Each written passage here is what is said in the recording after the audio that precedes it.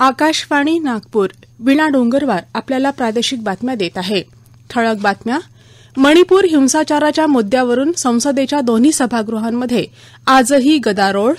या खरीप हंगामात प्रधानमंत्री पीक विमा योजनेअंतर्गत राज्यात तब्बल 1,11,00,000 शेतकऱ्यांनी 1 रुपयात पीक विमा भरला असल्याची कृषी मंत्री धनंजय मुंडे यांची माहिती.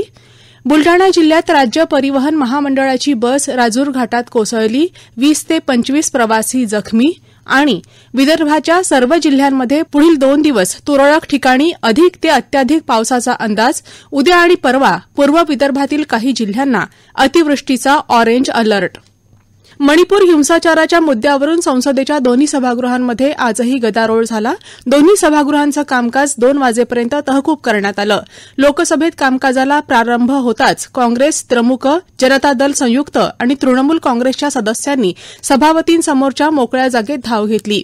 मणिपूर हिंसाचाराविषयी पंतप्रधान नरेंद्र मोदी यांनी सभागृहात निवेदन करावं अशी मागणी करणाऱ्या घोषणा ते देत होते. त्या गदारोळातच प्रश्नोत्तरांचा तास रेटण्याचा प्रयत्न सभापती ओम बिर्ला यांनी केला. शांततेनं सभागृहाचं कामकाज चालवावं या समस्येवर घोषणाबाजीनं नव्हे तर चर्चेद्वारे तोडगा मिळू शकतो असं बिर्ला यांनी सदस्यांना समजावण्याचा प्रयत्न केला, पण तो व्यर्थ ठरला. गदारोळामुळे दुपारी 2 वाजेपर्यंत लोकसभेचं कामकाज स्थगित करण्यात आलं. राज्यसभेत मणिपूर हिंसाचारासंदर्भात विरोधकांनी नियम 267 अन्वये मांडलेले अनेक स्थगन प्रस्ताव अध्यक्ष जगदीप धनखड यांनी फेटाळले. राजस्थान आणि छत्तीसगडमध्ये महिलांवर अत्याचार झाल्याच्या मुद्द्यावर भाजपा खासदारांकडून स्थगन प्रस्ताव सूचना प्राप्त झाल्या आहेत असं त्यांनी सांगितलं. मणिपूरच्या मुद्द्यावर सरकार चर्चेला तयार आहे. महिलांवर अत्याचार हा संवेदनशील विषय असून त्याचं राजकारण करू नये असं सभागृह नेते पियुष गोयल यांनी सांगितलं. नियम 176 अन्वये मांडलेल्या मुद्द्यांवर अल्पकालीन चर्चा होते, त्यामुळे या मुद्द्याचं गांभीर्य ओळखून 267 अन्वयेच चर्चा घ्यावी अशी विनंती काँग्रेसचे पी चिदंबरम यांनी केली. दोन्ही बाजूनं घोषणा प्रतिघोषणा चालू राहिल्यामुळे अध्यक्ष धनखड यांनी दुपारी 12 वाजेपर्यंत कामकाज तहकूब केलं. नंतरही गदारोळ चालूच राहिला आणि अध्यक्षांनी 2 वाजेपर्यंत कामकाज तहकूब केलं.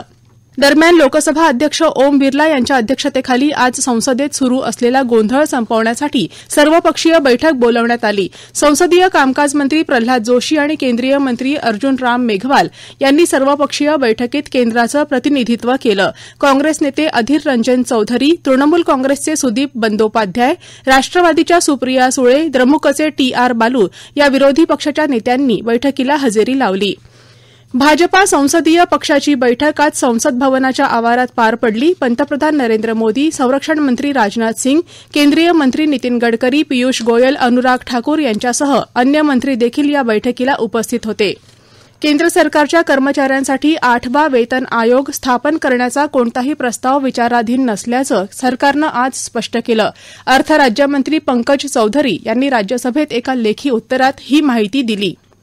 राज्यात असलेल्या विश्रामगृहांमध्ये ऑनलाईन बुकिंग करण्यासाठी आता अॅप विकसित करण्यात येईल अशी माहिती सार्वजनिक बांधकाम मंत्री रवींद्र चव्हाण यांनी आज विधान परिषदेत दिली.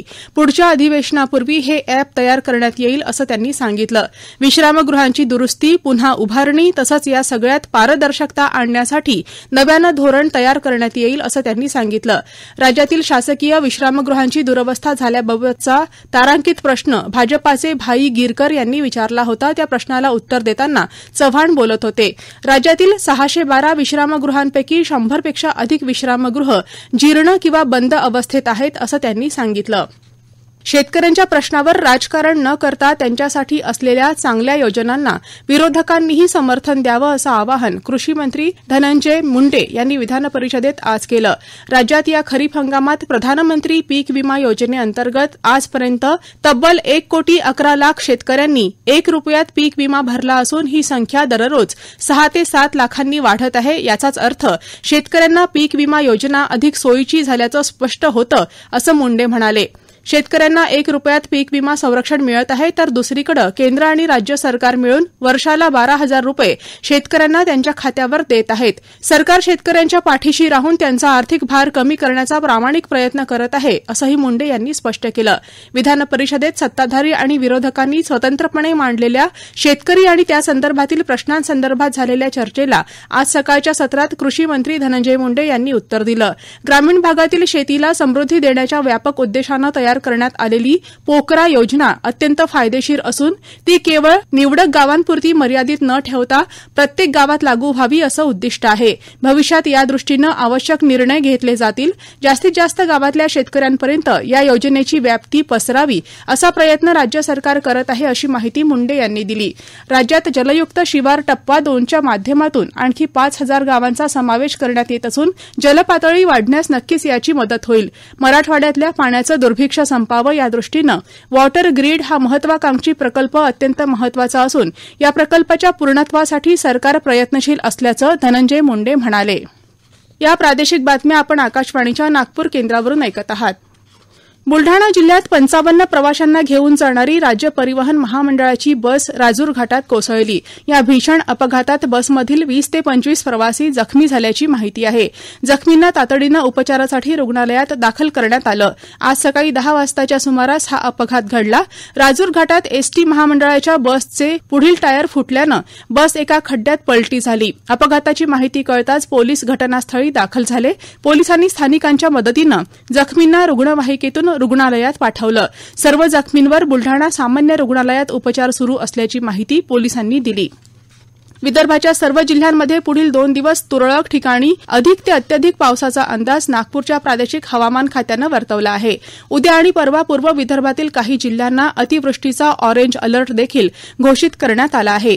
उद्या 26 जुलै रोजी भंडारा, गोंदिया, चंद्रपूर, गडचिरोली या ठिकाणी आणि परवा 27 जुलै रोजी नागपूर, वर्धा, चंद्रपूर, गडचिरोली, अमरावती, यवतमाळ या ठिकाणी अतिवृष्टीचा ऑरेंज अलर्ट घोषित करण्यात आला आहे. दरम्यान आज नागपुरात दुपारपासूनच पावसाची संततधार चालू असल्यानं शहराच्या बऱ्याच भागात रस्ते जलमय झाले होते आणि वाहतुकीला अडथळा निर्माण झाला होता. वाशिम जिल्ह्यातील कारंजा, मंगरुळपीर आणि मानोरा या तालुक्यात ढगफुटी सदृश पाऊस झाला होता. पावसानं या 3 तालुक्यात झालेल्या नुकसानीचा अहवाल तहसीलदारांनी जिल्हा प्रशासनाला सादर केला आहे. कारंजा तालुक्यातील एक 11 वर्षांचा मुलगा नाल्यात पडून मृत पावला असून या पावसामुळे लहान मोठी 6 जनावरं दगावली तर 24 घरांची पडझड झाली. मंगरुळपीर तालुक्यात एक विहीर खचली आहे, अशी माहिती वाशिम जिल्हा प्रशासनानं आज एका प्रसिद्धी पत्रकाद्वारे दिली आहे. वाशिम जिल्ह्यात 19 ते 23 जुलै दरम्यान झालेल्या अतिवृष्टीचा सर्वाधिक फटका शेतकऱ्यांना बसला. सोयाबीन, तूर या पिकांसह अंदाजे 29,000 हेक्टरपेक्षा अधिक क्षेत्रावरील पिकं उद्ध्वस्त झाली. 365 घरांचं नुकसान झालं. मानोरा तालुक्यात झालेल्या अतिवृष्टीमुळे बेलोर गावात पाणी शिरलं. पिकांचं प्रचंड नुकसान झालं. मात्र कोणताही लोकप्रतिनिधी गावात फिरकला नसल्यानं शेतकऱ्यांनी आता आक्रमक पवित्रा घेतला आहे. लोकप्रतिनिधींना गावात प्रवेश बंदी करून शेतकऱ्यांकडून निषेध केला जात आहे, अशी माहिती आमच्या प्रतिनिधीनं दिली. गजानन महाराजांची पालखी आज बुलढाणा जिल्ह्यातील खामगाव शहरामधून शेकडो वारकरी आणि लाखो भाविकांसह संतनगरी शेगाव इथं जाण्यासाठी पहाटे 6 वाजता मार्गस्थ होऊन सकाळी 11 वाजता शेगाव शहरात पोहोचली. खामगाव शेगाव हे अंतर 18 किलोमीटरचं असलं तरी दरवर्षी संपूर्ण राज्यभरातून संत गजानन महाराजांचे भक्त या पालखीमध्ये खामगाववरून शेगावकरिता लाखोच्या संख्येनं सहभागी होतात. खबरदारीचा उपाय म्हणून प्रशासनाच्या वतीनं आवश्यक त्या उपाययोजना करण्यात आल्या होत्या. तसंच संपूर्ण पायदळ वारी दरम्यान विविध सामाजिक संघटनांच्या वतीनं चहापान तसंच फराळाची मोफत सेवा प्रदान करण्यात आली. महाराष्ट्र राज्य ग्रंथालय संघाच्या वतीनं आज राज्यस्तरीय ग्रंथालय पदाधिकारी कार्यकर्ता यांनी वर्धा इथल्या पवनार आश्रम ते वर्धा जिल्हाधिकारी कार्यालय पदयात्रा वारी आंदोलन केलं. या आंदोलनात राज्यभरातून सर्व जिल्ह्यातील सुमारे 1,000 कार्यकर्ते सहभागी होते. ग्रंथालयांना अनुदान वाढ, कर्मचाऱ्यांना वेतनश्रेणी आणि सेवा शाश्वती, ग्रंथालयाचे वर्ग बदल, उच्च विद्या विभूषित कर्मचाऱ्यांना शासकीय सेवेत सामावून घेण्यासाठी या कर्मचाऱ्यांच्या मागण्या गांधी विनोबांच्या नगरीत अहिंसात्मक मार्गानं शासनापर्यंत पोहोचवण्यासाठी हे वारी पदयात्रा आंदोलन करण्यात आलं. मातंग समाजाचे ज्येष्ठ नेते तथा माजी राज्यमंत्री मधुकरराव कांबळे यांचं आज सकाळी निधन झालं.